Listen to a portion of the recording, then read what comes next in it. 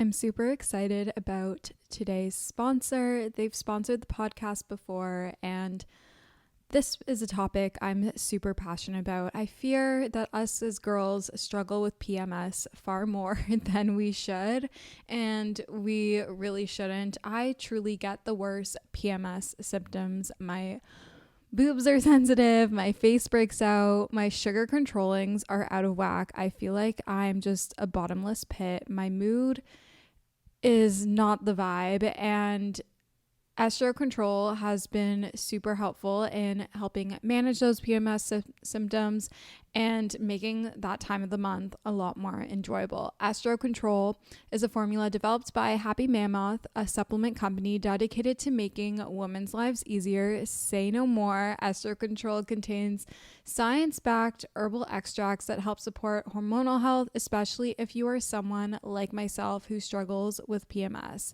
It was created to help women feel like themselves all month long and to not struggle with the feelings PMS can cause. For a limited time, you can get 15% off your entire first order at happymammoth.com. Just use the code Alana at checkout. That's happymammoth.com and use the code Alana for 15% off today. Celebrity voice impersonation not an endorsement. Why go to a single furniture store when you can go to Big Sandy Superstore? Shop and compare America's top 5 mattress brands, plus Nectar and Purple. And choose from over 22,000 in-stock appliances from the top brands at the guaranteed lowest price. Or furnish the room of your dreams with a large selection of American-built furniture. With financing plans for just about anyone, there's nowhere else quite like it. Big Sandy Superstore. This is the smell of a warm 3-day-old egg salad sandwich in a wimpy trash bag. Wimpy, wimpy, wimpy! Blech! And this is the smell of that same sandwich in a hefty, ultra-strong trash bag with new Fabuloso lemon scent. Hefty, hefty, hefty! Smell the difference? When life gives you stinky, get Hefty Ultra Strong with new Fabuloso lemon scent. It smells like clean, freshly picked lemons. So no matter what's inside your trash, you can stop the stink and smell the lemon.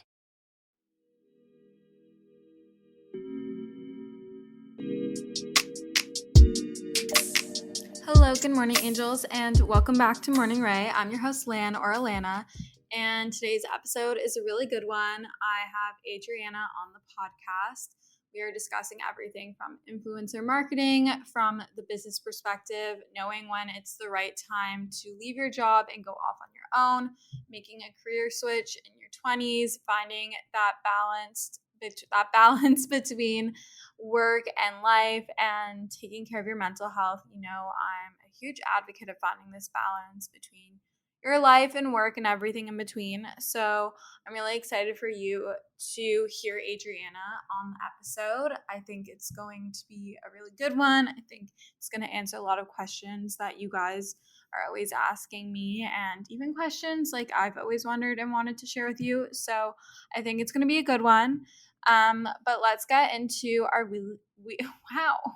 I can't speak, guys. When can I ever speak? I actually am very concerned. Maybe I need to go back to speech therapy. I used to do speech therapy when I was younger. I can't remember if I told you guys that already, but I did used to do speech therapy when I was younger because my tongue, I don't know if it still is, but it was too big for my mouth. So I would do this thing where I would swallow my words, and we're going to full story time.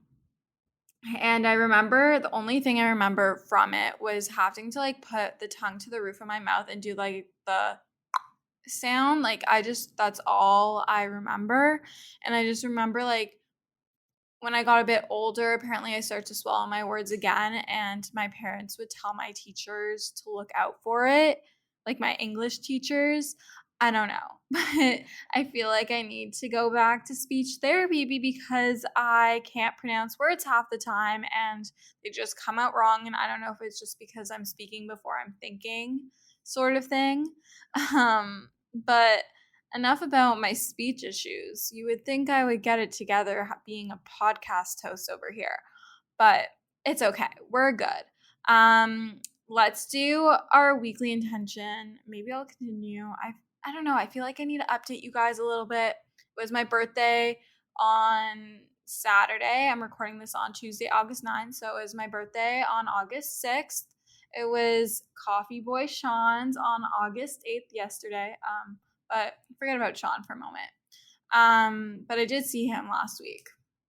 I did see him, but I didn't say hi. We need to work on that. Maybe when we're 23, now that we're 23, we'll work on it.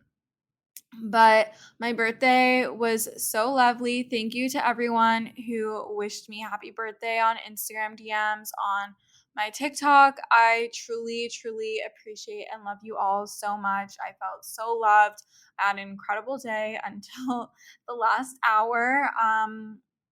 Land decided to be a little stupid. We had a little too much to drink and we experimented a little bit. Did not go too well. I'm not ready to talk about that yet. Don't know if I want to talk about it yet on here, but I'm okay. We were a bit dead on Sunday, but that's okay. That's what birthdays are for. I still had a really great time, and so thankful for all my friends and my family and you guys and all the lovely birthday wishes. I felt so spoiled and loved, and definitely another amazing birthday in the books. But now let's get into our weekly intentions. Now officially, we're actually going to get into our weekly intentions. And my weekly intention is that I want to read every single night before bed. I've been reading every summer after. I started to read it when I've been on transit or like when I've been commuting. Just been reading on my phone. But I want to make sure to read at least like one chapter. The chapters are pretty short most of the time before bed every night, and just get back into that good habit because, I've been trying to get back into this habit for a really long time and I really want to get back into it. I'm like holding myself accountable. We're 23, we're a little more mature now, and we're going to do it. Tip of the week is to use a habit tracker. So I actually picked up the Mind Your Own Business planner by Neats on Radar, and it has a little weekly habit tracker in there. And so I put that on my habit tracker. I actually put to read before bed every night, to what else did I do? To drink 2 liters of water a day, and I don't remember what the third one was. Maybe it was to journal. But just use a habit tracker. It's really encouraging. It's so much fun to cross things off, and it really helps you with that. So I encourage you to use a habit tracker. You can find them on Pinterest. You can make your own. There's a bunch of different templates you can find online, I'm sure. But habit trackers are low-key awesome, and they're so much fun, and they can be cute, and they can actually help you build good habits. So use a habit tracker to help you achieve your weekly intentions and hold yourself accountable. Okay. Current favorites. Okay. I need to stop saying okay so many times. Current favorites. My friend Shayna, my best friend Shayna, which you guys probably know, you always say she looks like me on like that we're twins on TikTok. But anyway, she got me the Makeup Forever skin pencil or makeup pencil in Anywhere Caffeine. It's the one that Miss Hailey Bieber uses.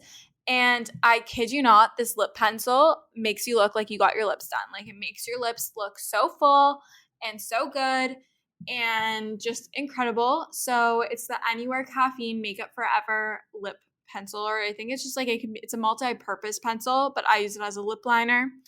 Looks incredible. I finally got on the Dior lip oil train. Have it in the color pink. My friend Hunter got it for me for my birthday, and that with the lip liner is chef's kiss. Looks so good. Same with the Flawless, forget the filler lip plumper. That with the lip liner also looks incredible. Looks incredible on its own. So love those 3 lip products. So that's the Makeup Forever pencil in Anywhere Caffeine, the Dior lip oil in pink, it's shade 001, and then the Lawless Forever forget the filler. It's in like, I forgot what it's called, but it's like this like blush pink color. It's like the light pink, almost clear color. Really love that. I recently got my brows threaded at G Beauty, and There's just like something unique about getting your eyebrows threaded. I used to get them waxed all the time. In the pandemic, I stopped.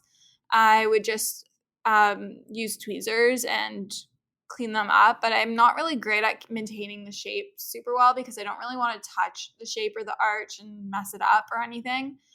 But when I got my eyebrows threaded, specifically at G Beauty here in Toronto, I know they have a few other locations, I believe, in Miami. I could be wrong. I think they have in Miami, somewhere in America. But they just shape them so well. I feel like it shapes my face so well, and they just look so much better, and my face looks so much more symmetrical, and it's such a confidence booster. And I also feel like my brow products go on so much better when my eyebrows are threaded and trimmed, and even if you get like a little eyebrow tint, it just makes them pop and they look so good. So eyebrow threading is my current obsession. I always put it off for so long because it is a bit pricier, but it's so worth it, and it's an instant confident booster. My last current fave is Forma. I've been going to Tight Clinic here in Toronto and been getting Forma. Forma is like a non-invasive facelift. Let me research. I don't want to say the wrong thing, but you guys know I have spoken about that my jawline has been my insecurity for me. I used to have a really defined jawline. Okay. Actually, I'll give you a little history of my facial structure. Growing up, I always had a super full face, super round, definitely like more round and full on the cheeks and lower like face region, like surrounding my chin. And then as I got older and became a teenager, my face actually became a lot slimmer and I had a super defined jawline, and I never felt insecure about my jaw. Like I actually, like, whenever my friends would make double chins, like I could never, like, I don't know, it just wasn't a thing. And as I've gotten older and like obviously like my weight has fluctuated and everything, like my face has become more full. And when I like weigh more, my face is more full. And like if I weigh less, then obviously like, you know, like your face can get slimmer. But I don't know, just like in the recent years, like my face has just been more full and I've learned to kind of accept it, but my jaw is definitely still something that is something that I'm a bit insecure about. And so I've been seeing this Forma treatment for a while now, and I've really considered it for a year. And I decided to finally pull the trigger and invest in myself and take the time to do this. So basically, I've done 2 sessions so far. You do 6 sessions around, I think it's 5 to 14 days apart between each session, and it lasts for 2 to 3 years. And Forma is a skin tightening. Skin tightening is the most effective solution to reversing the signs of aging. It helps produce new collagen, and it really just like feels like a hot stone massage. Like almost think like your gua sha is a little warm and you have like this like jelly serum on your skin, and you're just like using the gua sha in repetitive motions over your jawline, your cheekbones, up until like your eyes, like where your crow's feet would be. And it just like really like lifts and brightens and tightens your skin, and you have no downtime. It's non-invasive. Like you can literally like go work out afterwards. Like you're not bruised or anything like filler does. It's not painful. Like it just feels like warm. Like I literally almost fell asleep when they were doing it. It's about 45 minutes per session, and they spend 50% of the time on one side of your face, and then they move to the other side of your face, and they take before and after pictures at Tight Clinic, and they send them to me like in a little collage, and I can already see like after the first treatment, like the before and after the first treatment, you can already definitely see like a pretty significant difference. So I'm really curious to see what I look like what the photos look like from before to like after now my second treatment. I just had my second one yesterday. I definitely feel like my jawline looks more snatched already. So I've been already feeling more confident and just feeling great. Like after the first 2, like I just feel like my face is so much like more lifted and bright and like less tired looking.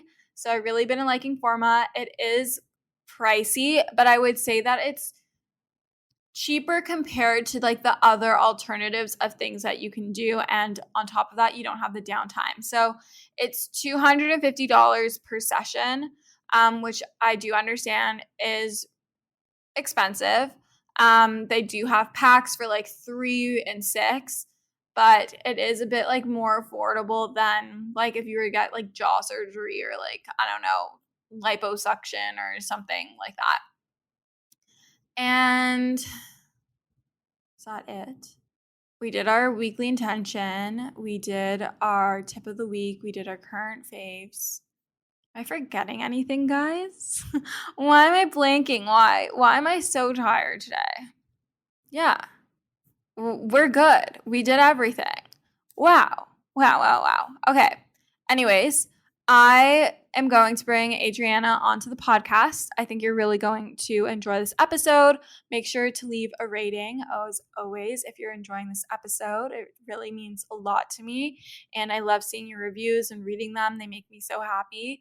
If you are listening on Apple Podcasts or Spotify or like anything, I also love seeing when you guys tag me. It really makes me so happy to see you all listening to the podcast, and I love reposting it all on socials. So feel free to screenshot and post on your socials and tag at Alana Bloomberg or at Morning Ray Podcast on Instagram. I'd love to see what episodes you're listening to. If you're listening to this one, obviously no pressure, but I love seeing when you guys do post. And here is Adriana. Hello, you guys. I'm here with a special guest. I'll let her introduce herself. So, who are you? Where are you from? And what is your zodiac sign? I'm Adriana. Thanks so much for having me. I'm a freelance influencer marketing and brand consultant based in Toronto, and I'm a Capricorn. And I mean, if you want to know my moon and rising, I'm a Libra, double for moon and rising as well, which I don't know if you're into like astrology, but you'll probably be able to tell. Like, I definitely show all of those qualities. Yes. I haven't like looked into it in so long, but I'm a Leo sun, Libra rising, and Gemini moon. Okay. I love Leos. I love Geminis. Yes. And my boyfriend's a Libra. So yes. You have all the qualities I like. And okay, so today we're going to be like discussing a few different things. How did you get into the influencer and PR space, and like what made you want to work in influencer marketing? I know a lot of my listeners are so interested in it. Like they see all the creators working with all these cool brands and they want to know how they can do it from the brand side. A lot of them are in high school or just in university and are looking for jobs. They're always asking me. So I feel like you can provide more insight. So what made you want to get into this space and how did you get into it? Yeah, I feel like I was really into like the influencer world since I was like in elementary school. Mm-hmm. I watched all like the OG YouTubers like Michelle Phan, like the makeup. Oh my God, I forgot about her. Yeah, like all of the OG girls who were doing it in the beginning before it was even like a real job. So I just feel like I've been immersed in that space for so long. And as I graduated school and started working full time, the space kind of started to really grow. And honestly, my first job was a social media manager, and as that kind of developed, I met some people in the space who introduced me to where I worked previously, and that's just where I really like dove in and actually started doing the work. So it kind of fell into my lap, but I think that if you have like an interest in the space and you have a good understanding of like the trends and what makes a good campaign or a good brand and what that looks like, people will do well in like that area.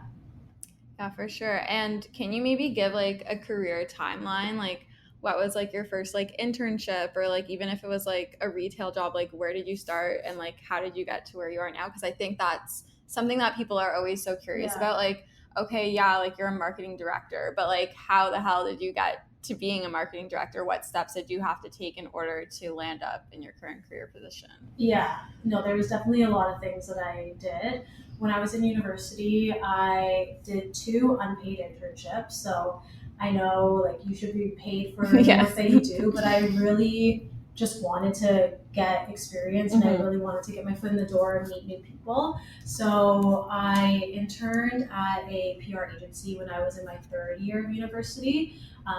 Again, just because I wanted that experience and to just like have the right people on my side for the future. And that was a great experience. I learned a lot, and it was when the like influencer space and social media was so different. Like it was the blogger world and all of that, but I was able to meet a lot of people that are still thriving influencers now, especially in Toronto. I did like some events and all of that, so that was fun. And then I also actually interned at a magazine, which I was studying to be a journalist at the time. So I wanted to figure out if I was more interested in like the PR and marketing side or journalism. So I interned at Today's Parent magazine, which is kind of funny because I knew nothing about being a parent. But again, I just wanted that experience in like the editorial world. And there are a lot of connections between like PR and editorial because you're always communicating. Like the PR people are going to the people at magazines to help promote their product as well. So that's kind of where I started. And then after that, I graduated, and that's when I landed my first job as a social media manager. Okay. What is it like working on like the other side of influencer marketing? We're always seeing like these TikToks about like, this is how much I made this month, and like I worked with this brand and this is how I pitched myself. But like, what is it like being the brand itself and reaching out to influencers and negotiating with them, whether it be like the influencer themselves or through an agency? Like, there's so many unknowns, and I'm sure many people are curious. Yeah, I think depending on the size of the brand, it might be a little bit different, but my experience is with like small companies. So I'm like the main person doing like point A to point Z of the campaign. So really on the brand side, a lot of the things that you're doing is casting a bunch of influencers. I mean, I'm stalking so many people every single day. Casting people, creating a budget. So getting that money approved that we can give to the creators. Creating the whole strategy of like the purpose of the campaigns, why we're doing it, and how it's going to benefit the brand. And you know, it's always tough on the brand side because I want to be friendly with the influencers and I want to make them feel comfortable and happy with being a part of the brand in, to some capacity. But then again, you have to think about your CEO and your founders who are also trying to make a living and really want to save money where they can as well. So it's definitely tricky because understanding the value of a creator, but also understanding the difficulties of growing a small business is where it can like become conflicting. But I mean, it's rewarding and it's a lot of fun meeting all these new influencers and seeing people make pretty much magic of and bringing brands to life for you. So that's kind of how it goes. I dabbled in influencer marketing from like the business standpoint. I did it for an agency in my old job at Green Fresh, and it definitely is like hard as also an influencer herself because you know how much like someone works like for their content and like you want to pay them their full rates, but sometimes you literally have the world's smallest budget, but you need to somehow make it work, and it's like finding like that middle point where both sides are happy. Yeah, and I mean, I think a lot of people don't realize how small brands actually are just because they might have like a big social following or they just make themselves look really good on social media. A lot of people get confused that way and just think everyone has a huge budget, which I wish all of my clients and like past employers have had. But yeah, it's on the brand side, it's a little bit tricky. You want to like make both sides happy. Yeah, it's definitely a balancing act, and it's kind of like how like a lot of brands appear a lot bigger. It's kind of like how a guy can seem a lot more confident than they actually are. And it's all like you never know. Like brands can be massive and like blow up online, but still like be very much a startup and not have much funding, and you just got to make it work. Exactly. What is something you have like observed from being on the other side? Like, are there like certain patterns that you've noticed, or like positive things, maybe negative things in the industry? Yeah, I think what has shifted in the last few years with influencer marketing is people understanding their value, which I think is a great thing as a creator, obviously. Mm-hmm. But it has made things difficult for Yes. like the campaign manager because I think CEOs and founders are kind of thinking that the space is the same as it was 5 years ago. So sending people free product doesn't necessarily do the job anymore. Mm-hmm. So I would say like trying to convince your boss that having a budget is important and a important part of what they need to be, thinking about for their marketing dollars is something that makes it a little bit difficult. But I think just the positive thing in general and like my favorite thing is creating a community and finding people that are super aligned with the brand. I become friends with them. They become really close with the brand on its own, and they start posting organically, and Yeah. we all just kind of feel like a family.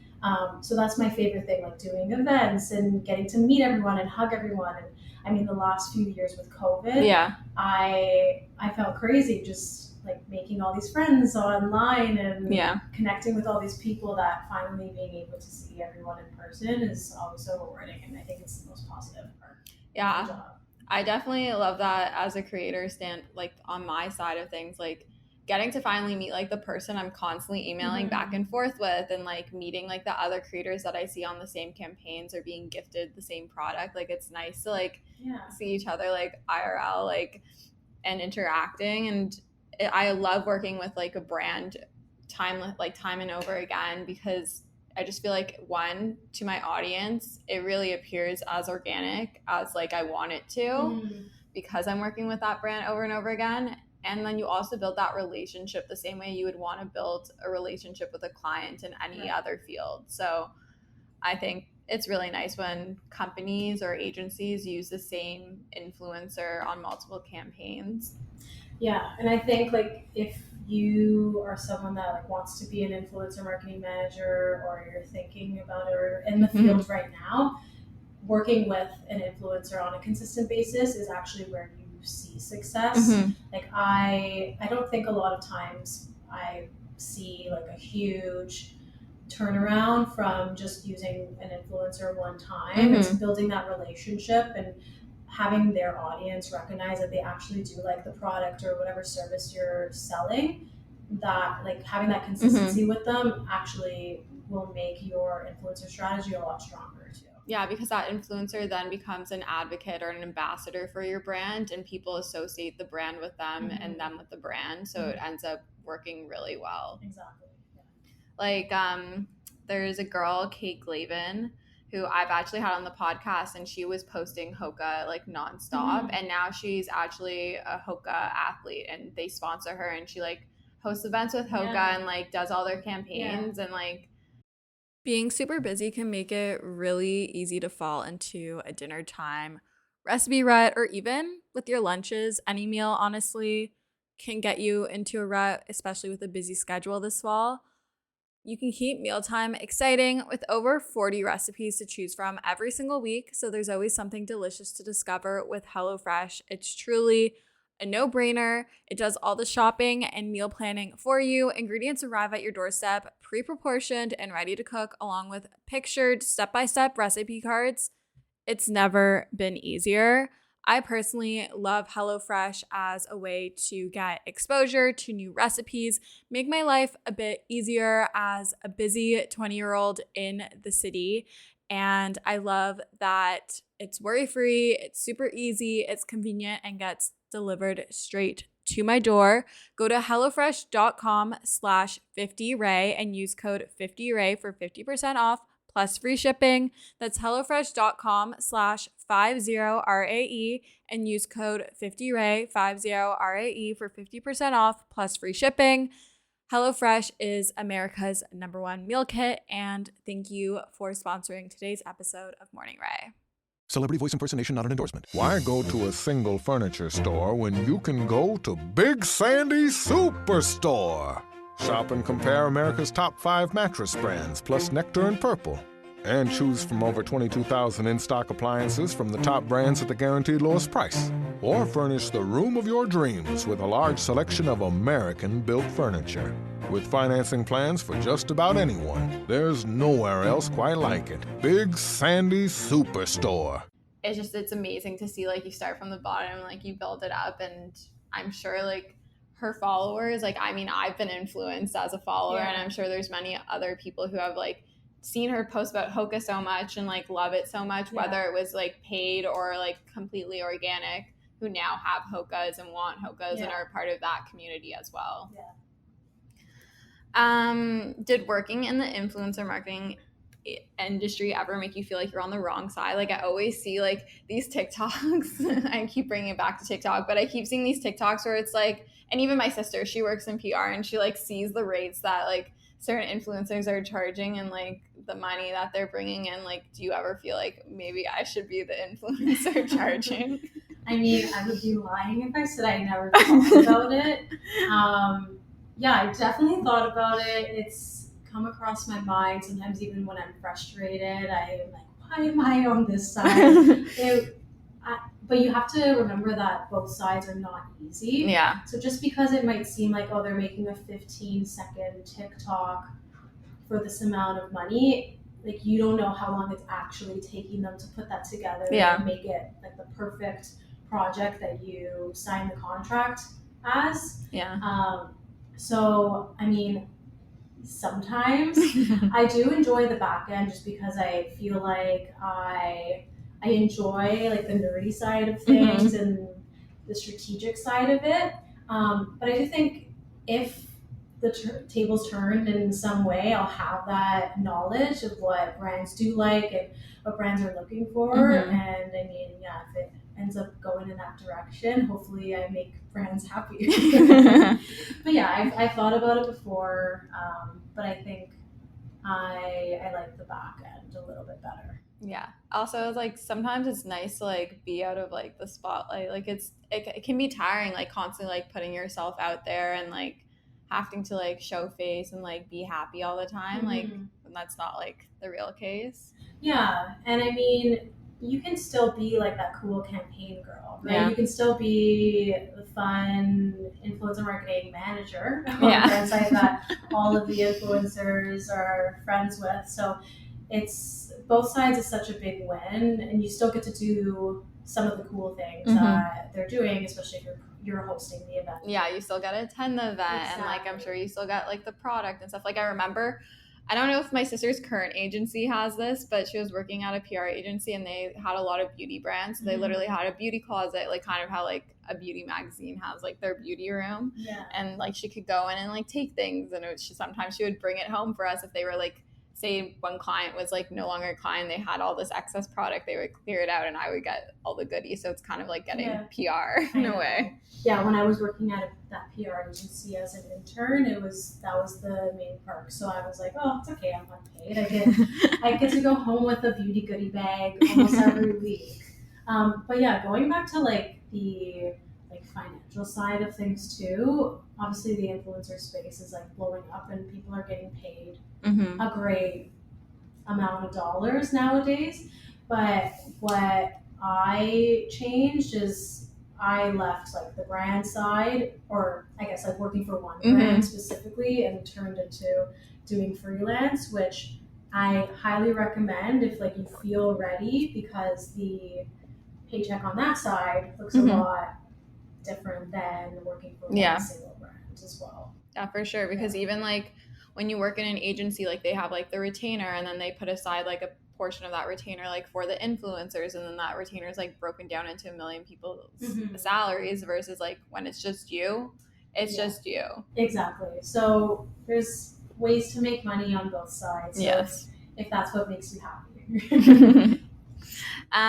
Do you feel that creators typically under or overvalue themselves?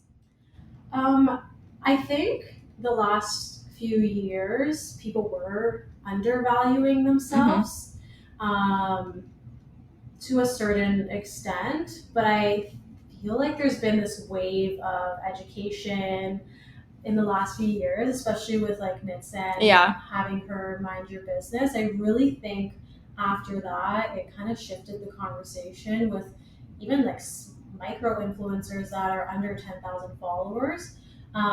So nowadays, I think people are not necessarily overcharging, but they are understanding the value of their work and their time that they're actually putting into what they're doing. So I feel like there's this whole shift in that sense. I will say there was one person who quoted me in the past for $20,000 for a TikTok video. Oh my God. And that was the first time that I've been asked for that amount of money. Unfortunately, I didn't have that budget to allocate, but so in that sense, I think she was a little bit over asking, to be entirely fair. But I think another way to work with brands at like a financially friendly way that will still make you money as a creator, but will feel a little bit better on the brand side is trying to build like some form of long-term partnership or offering them maybe something more than what they asked for. So whether that is providing them with extra imagery on top of the images that you're going to be posting or whatever you're sharing, because that'll just make them feel like it's more worth the deal and they can use that as they please. Or we're building like a 3-month timeline with them or a yearly contract, and pitch yourself that you're going to provide them with X, Y, and Z throughout the year. And brands do like that. Yeah. And again, that kind of goes back to the consistency conversation too. So it'll look great as a creator and your audience will trust it a little bit more, but also the brand will be really happy to be spending their dollars in a smart way. Yeah. I feel like back on the creators like being more educated. Not that I think it's wrong that people who have under like $10,000 followers to be charging, but it's kind of like the way that in a corporate job, like you work your way up. Like, yeah, people don't really condone like an unpaid internship, but you do have to start somewhere. And I'm not saying they shouldn't get paid at all, but like I created content and I understand it was like a different time, but I created content for 2 years before I even got a cent off of it. I think my first quote unquote paid campaign was with Booster Juice and I got a $75 gift card. Yeah. And like I think I used it to buy the product for the campaign, and maybe like once or twice after that, because like I never really found myself going to Booster Juice that often. Right. But like you start somewhere, and like now I feel like a lot of creators are like, I have 5,000 followers and this brand like wants me to create something, so I'm going to charge them like $100. And like, do you really know the value of your audience? Like, are you able to convert? Like, you still have to take these things into account. Like, a follower isn't valuable unless like they're engaging and they're likely to convert and like it's going to provide some positive like ROI for the brand. Yeah, exactly. I will say, like, I haven't necessarily paid a micro influencer to date, just because I know I wouldn't see the push that I was giving in dollar to them. But I think that like you were saying, like a great way to start building a relationship with the brand is to offer, that free partnership here and there. And if they start to see that your followers are engaged, your followers are purchasing product because of you, that's really when you will start to like build that reputation with the brand, and they will eventually want to pay you, whether you are still under 10,000 followers or not. So I do think, like, again, it makes brands a little bit more happy when you do offer that kind of, I guess, quote unquote freebie in the beginning, because they're also scared to give all of that. Yeah, it's a risk on their end too. Exactly. So I would say just build relationships with brands that you truly feel aligned with. And I mean, if your audience loves it, the brand will love that and they'll recognize that. Another thing, like going back on like the engagement side of things, like as influencer marketing managers, we have the tools to see like what like percentage of audience is Yes. actually engaged and what your average analytics are. So that's another thing that we factor when casting campaigns. So it's also important when you're starting out as a creator to find ways to actually engage with your audience versus just thinking about the paycheck that you can get out of it. Yeah, I think also what I've been running into in conversations, and like it's totally okay that if you want to make money from influencing, like I mean, who doesn't? Like you see all these girls, like you see like self-made girls like Mitsan and Emma and Sophie, and like they've done incredible for themselves. And like you want that paycheck, but at the same time, like you're not going to have that longevity as a creator if that's your only reason why. Like you need to want to create content because you want to create content, not because you want to create content so you can get paid. Exactly. Yeah. And I think people can see that whether they are on the brand side or if they're just like scrolling through a page or someone's feed. You can really tell who cares about their audience by engaging with them in comments and actually posting about things that make sense as a flow. Like your page, for example, it's very clear of like the message that you're trying to spread to your followers and the type of like world that you like to live in. So it's very clear. So I also think like just be authentic to yourself and be authentic with the brands that you're accepting and showcasing on your page, and that'll help you grow, which in turn will, you know, bring you the right brands and hopefully eventually get paid. Yeah, and if you're listening to this episode and you're maybe new to creating content and there's a few brands that maybe you ideally like have a dream of working with, like start to create content organically. Like say you really like Aritzia, like, and you're really into fashion, you have like a fashion page going on, like create outfits using Aritzia pieces as you normally would and just tag them and like continue to do that. And eventually like maybe Aritzia will reach out to you and want to send you some free clothes, and then you'll create content out of with those clothes organically and tagging them, and then maybe they see that those do really well and down the line they'll offer you a paid partnership, and maybe it starts off at a lower rate, but then if that does really well and it performs really well, then they're going to be open to paying you more. It's kind of how at a job like you get a promotion and you get an increased salary. It's the same sort of thing. Yeah, I think that's a great tip because that's actually how I find a lot of people, especially in terms of video creators, because I like to see examples of what people can do with the product that I am working with in order for me to like pick the right people. So keep tagging like your favorite brands and whatnot, and they'll start to notice. And like you just said, hopefully eventually they'll gift you some goodies that you can do more content with and hopefully eventually get paid as time goes on.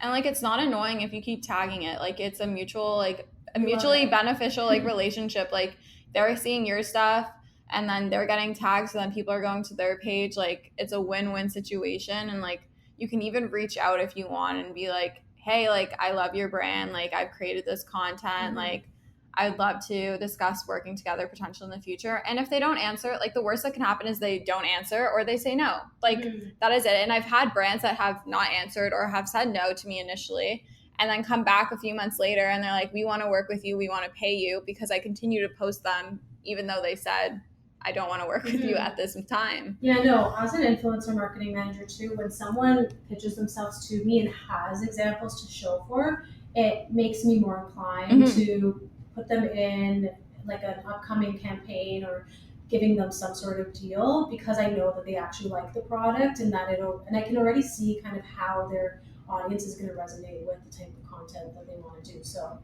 keep tagging your favorite brands. They all love it. Yes, and like your pages are your resume. It's like the same way how you would bring like a resume and portfolio to a job, like same sort of thing. Do you prefer working directly with creators themselves or dealing with management teams? Because I know I've been on the fence about having a manager or not. I've decided to do a trial, but I've never been sure, like if on the other side, do they prefer to deal with directly like me as an influencer or the influencers team? Yeah, I've definitely come across some intense managers that have left a little sour taste in my mouth, which I feel bad because I wonder, does the influencer know how they're speaking? Does the influencer know what their rates actually are that they're telling me or whatnot?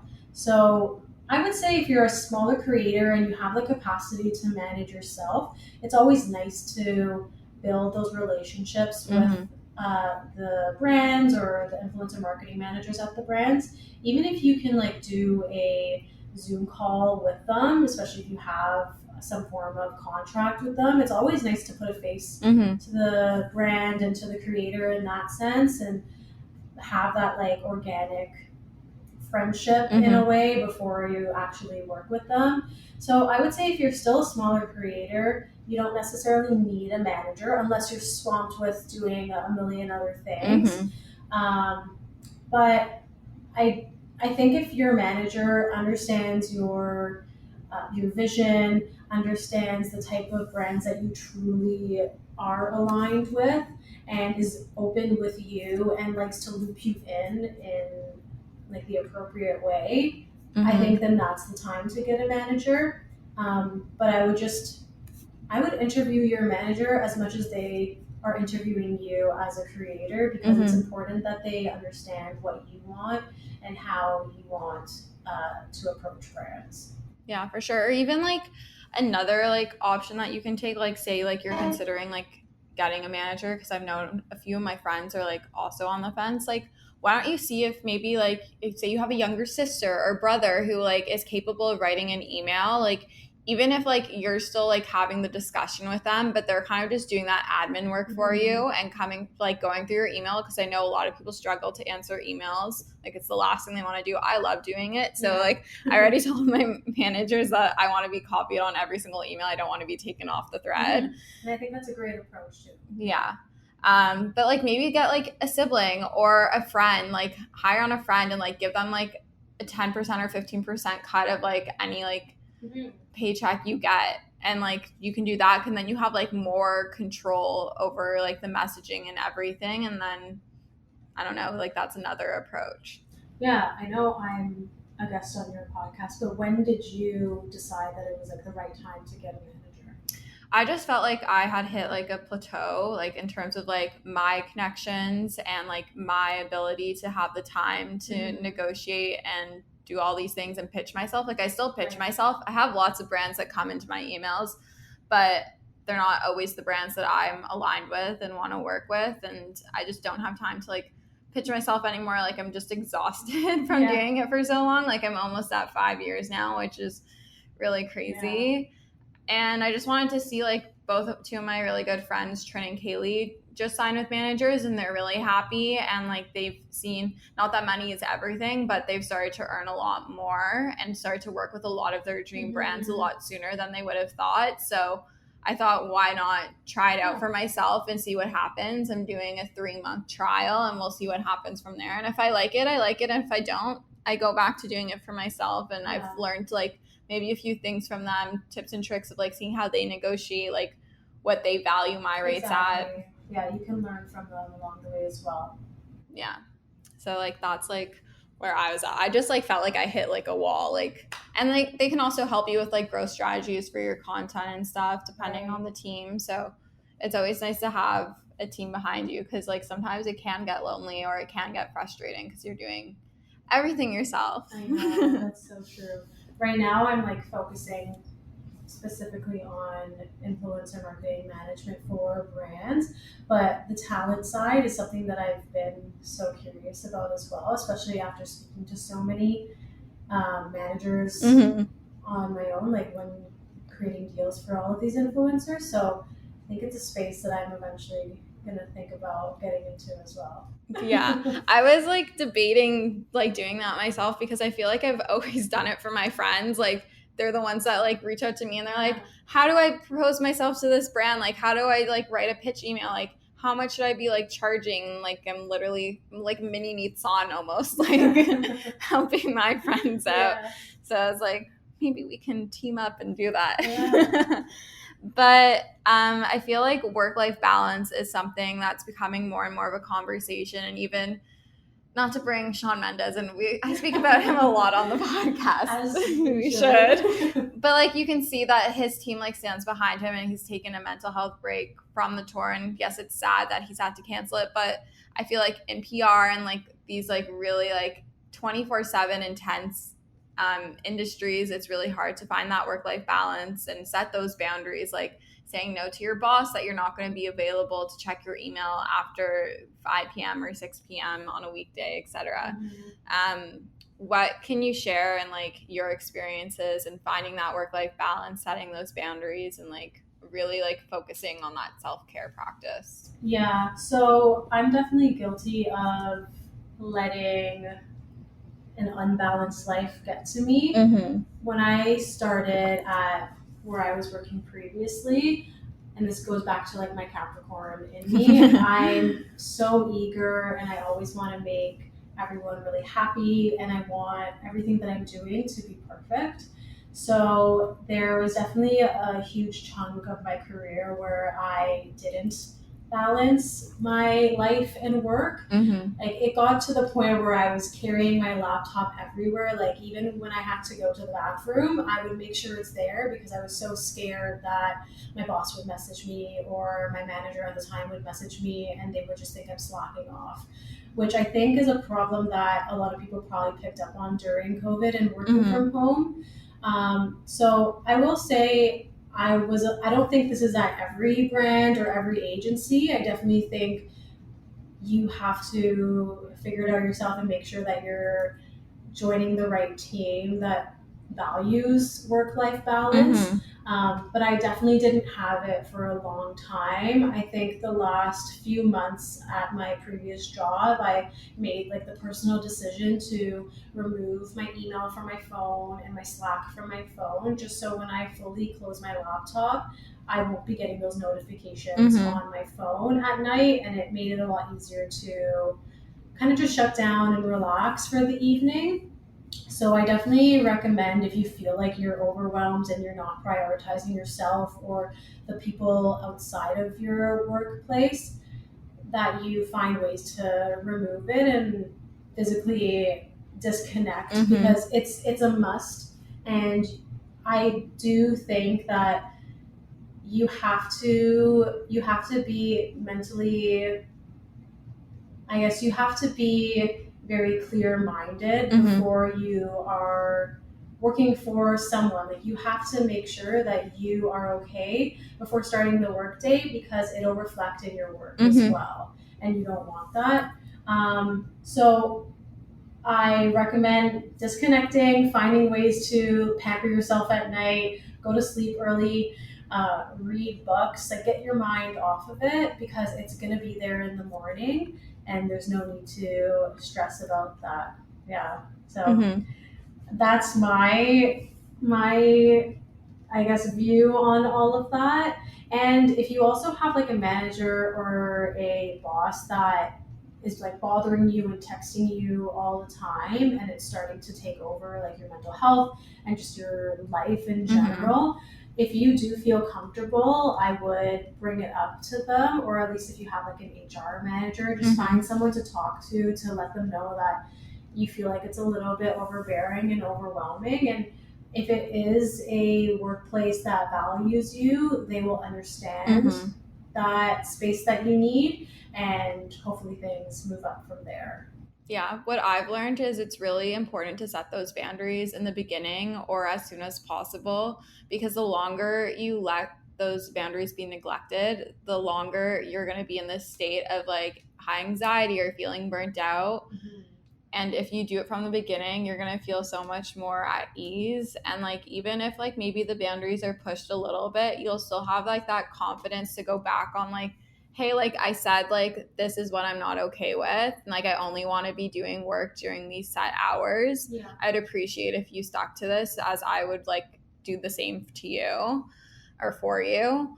I know that's really helped me because obviously like I'm a social media manager and I do socials outside of work. So it's a lot, like I'm on my phone a lot, and I've like made it very clear to my bosses, like, yes, I can still answer DMs and whatnot outside of work hours, but unfortunately outside of like my 9 to 5 work day, it's not going to be an instant reply because I need that work-life balance. I can't be like waking up anxious that I haven't like checked the DMs like at 7 a.m. in the morning, like going on my phone and being like, did I miss all the DMs from like all the clients that I'm like managing their accounts? Yeah, and as long as you are aware of the way you're feeling, then you should make those like smart changes, or even reevaluate if the workplace you're That working too. at is the place for you. I will say that it's tough to think about leaving a job, and it's really tough to remove yourself in the sense of like thinking, is it me or is it them? Like you need to definitely reevaluate the space that you're working. And if you don't think that it's for you, it's also okay to leave, take a break, or find another job.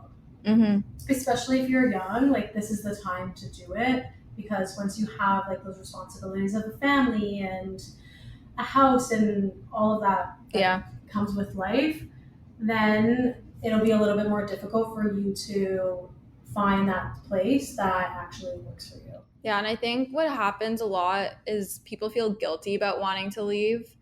And at the end of the day, it's business. And I feel like as females, we can be a lot more emotional about our decisions versus like a man is typically like cutthroat, like it's black or white. But just know that like being super busy can make it really easy to fall into a dinner time recipe rut, or even with your lunches. Any meal, honestly, can get you into a rut, especially with a busy schedule this fall.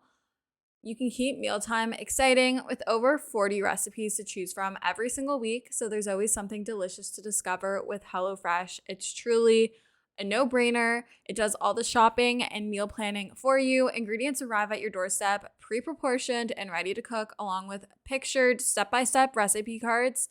It's never been easier. I personally love HelloFresh as a way to get exposure to new recipes, make my life a bit easier as a busy 20-year-old in the city. And I love that it's worry-free, it's super easy, it's convenient, and gets delivered straight to my door. Go to hellofresh.com/50ray and use code 50ray for 50% off plus free shipping. That's hellofresh.com/50RAE and use code 50RAE, 50RAE for 50% off plus free shipping.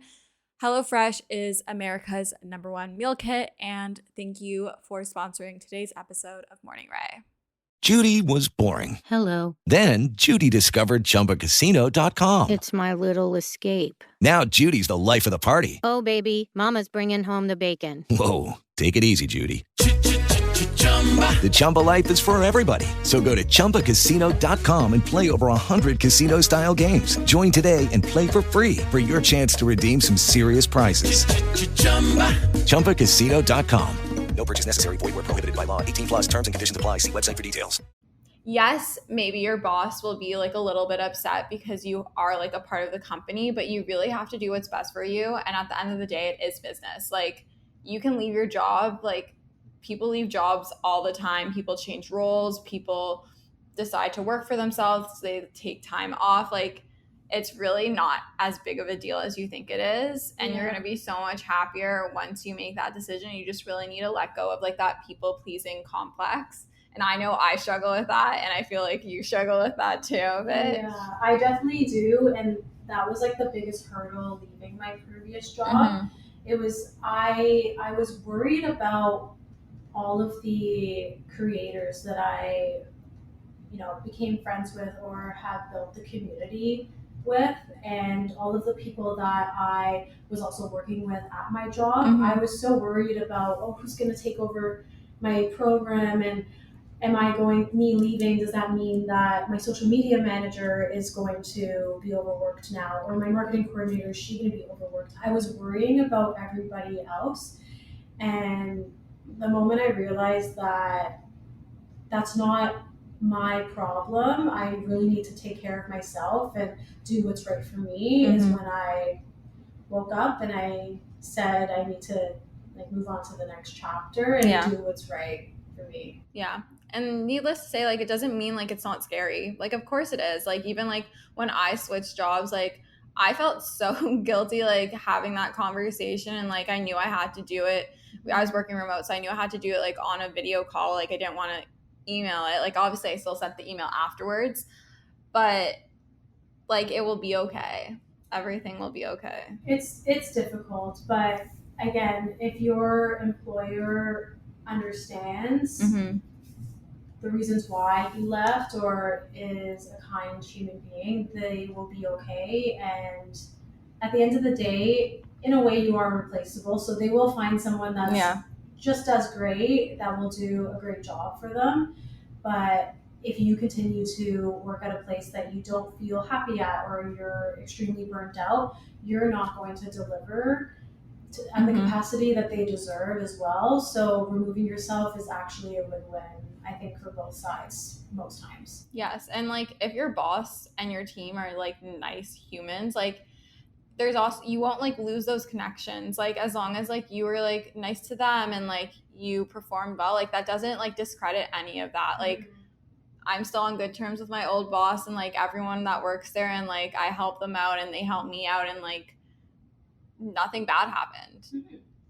Yeah, so it's not always bad. Take the steps that you need to take, because you're also never going to be at one career for your entire life. Like you have to learn different skills at different points of your life in order for you to continue growing. So it's important to make these different moves. Yes. And on the topic of leaving, we've discussed this a little bit already, but transitioning careers in your mid-20s, I feel like everyone thinks that like the first job they get out of university or college is like their career for the rest of their lives, even though all their professors have said like, I did X, Y, Z and a million other things before becoming a professor. I feel like we already know what led you to make the change, but how did you know when you were ready, and did you make any sort of business plan or like plan at all before leaving your 9-to-5? Because I know like whenever I've discussed with my dad about going like full-time content creator or influencer, like he's like, you need to make a business plan. You need a 30-60-90 yeah, and send me your budget goals and we'll see, and we'll talk. Yeah, no, I wanted to leave my job maybe for a year now. Mainly because, again, I'm just going to keep going back to the Capricorn in me, but I am someone who feels like I can run the world sometimes. Retweet. But, yeah, literally retweet, pin. But I am scared sometimes to take that leap because I also fear failure and disappointment. Mainly like disappointment amongst myself and everyone else in my life, even though I know no one is going to shame me for trying. Yeah. It's just that like back end fear, and I'm sure a lot of people have that same fear. I have it. Yeah, so I mean, for the last year, it's been something I've been thinking about, and then, you know, there was just a point at my job where it was very clear that I needed a change and I needed something new to grow. And unfortunately, it wasn't going to happen there. And I wasn't able to grow anymore there, which is fine. So I decided on like a Tuesday evening that it was always time. Tuesdays. Yeah. And I guess like same with me. I sat down with my dad and I was like, Dad, I'm going to quit, but it's going to be okay. And I'm glad I didn't quit a year ago. I'm glad I did it now because I was so much more ready. My skills grew. Like I learned so much more in that year, but I was also like actually mentally ready. And it was very clear that this move was right. It was kind of a gut feeling, which maybe might not help a lot of people, but if you have this like gut feeling that you need to do something, listen to it. If you have experience, if you have education, you can always go back and find another job. You know, there's always something else that you can do. But if you have that gut feeling like I did, I recommend just taking the jump and taking the risk, especially if you don't have a lot of responsibilities. Like right now, I'm in a lucky spot where I don't have a mortgage that I have to pay and I don't have kids that I have to feed. Yeah. So it's the right time. And in my mind, it's the only time to make it work. So yeah, that's how that happened. I didn't really have a business plan necessarily, but I just said, I'm going to make this work and it will work. So kind of witchy, kind of like manifestation. We're witches on here. Anything I say ends up happening. So we're gonna manifest that you're gonna be incredibly successful. Thank you. Yeah, and you know what? It's been 1 month exactly since I left my job, and I will say it was the best decision I've ever made. I already have a full roster of clients that I actually need to hire someone to help me at this point. So I'm glad I took the leap because it is the right time and it's clearly showing. So I hope that it continues to grow, and who knows what can come out of this, but it feels really good. And I recommend anyone who feels like they should be working for themselves or taking one leap or another in whatever direction you're going in to just do it. Make it the only option, and it will happen the way it's supposed to happen. Yes, 110%. I have one question for Yeah. you. Are your parents or like siblings or like people in your family, would you say they're entrepreneurial, or would you say they're more conservative in that they work like the typical like 9 to 5, or they work for someone else? Yeah, I mean, my dad works a typical 9 to 5. My mom has her own clients as well. My mom's a hairstylist, so like a little bit different than what I do, but she is very friendly with her clients. She's very entrepreneurial in that way of like, she makes people fall in love with her, and that's why she's had clients for the last like 30 plus years. So in a way, I learned from her in that sense to really build those good connections with people. And if they don't become your client today, maybe in a few months they'll come back and want to be your client then. So just, yeah, I would say like she's a little bit more entrepreneurial in that way, and she's great at connecting with people and having those like organic conversations that really pull people in. But I would say just like in general, my parents always gave me like an open space to kind of just do whatever I want. They were never those parents that were like, you have to study math and you have to be a doctor. They kind of just put me in things that I wanted. Like when I wanted to do dance, I took dance. When I wanted to be a singer, they put me in music lessons. So like I kind of have had a very supportive family from the beginning, which I think also made it a little bit easier for me to make this jump, because I know that they trust in me and they will support me in whatever decision I really do make. Yeah, I asked that because both of my parents are a little more conservative in the sense that like they've always worked like a 9 to 5, like typical like sales marketing role. And same with like my sister, like she works in PR, like she works for an agency, she doesn't do freelance. And like I'm the one that's really like given them one because like I've transferred universities, like I haven't done like the typical career, like I literally share my life online and like I got my job because of that, not really because of school. And like now here I am like wanting to like be my own boss entirely, and like yes, they are very supportive. They're like your parents, where if I wanted to dance, I dance. If I wanted to do like XYZ, like they were very supportive in that. But it always kind of like hit like a wall. It was like we're supportive until like this point, or like it's not even like that they're not supportive past that. It's just like they can't wrap their head around it because they've never done it themselves, and they're obviously just nervous as parents because they want the best for their child. Yeah, I also feel like this industry is also so fresh. Yeah, that too. So I think it's normal for anyone to question it, because being a creator is a weird thing. Like how has it grown to where it is now in the last few years? I don't know. So it's so fresh, like being on the brand side and on like the creator side. It's definitely a new industry, and I know some people think that it might die. And that like the bubble's gonna burst and like stuff like that. But I think like as we've seen, like it pivots. Like it started off as like a blogger, and then you became like a YouTuber. Like it was YouTube was the thing, and then you became an Instagrammer, and then it was like an influencer, and then now then it was content creator. Now it's a creator, and then now you also have like people who do UGC off of that. So I think it's just gonna keep like evolving, and maybe what a creator is now won't be what it is tomorrow. Yeah, I think it's going to continue evolving, and so as long as you are someone that can like be on your toes and you adapt well, I think you'll thrive on like brand side or creator side, no problem. Thanks.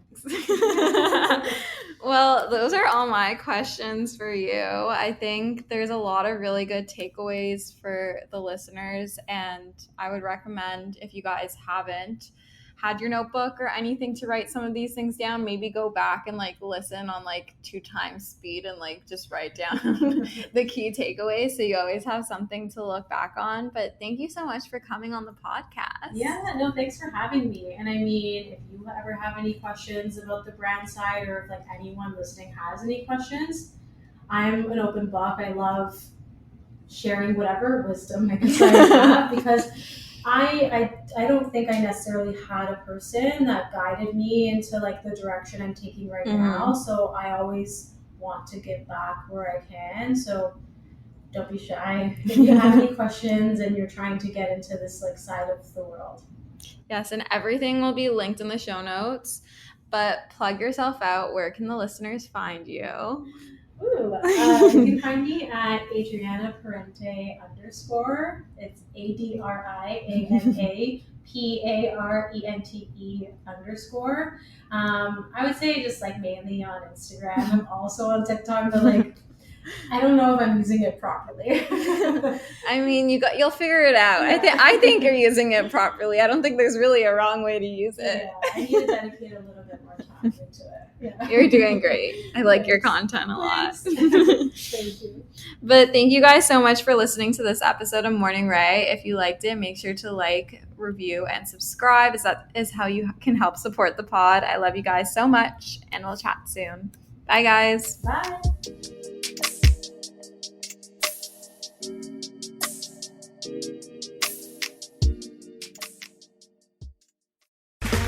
Okay, round 2. Name something that's not boring. A laundry? Ooh, a book club. Computer solitaire, huh? Ah, sorry, we were looking for Chumba Casino. That's right, ChumbaCasino.com has over 100 casino-style games. Join today and play for free for your chance to redeem some serious prizes.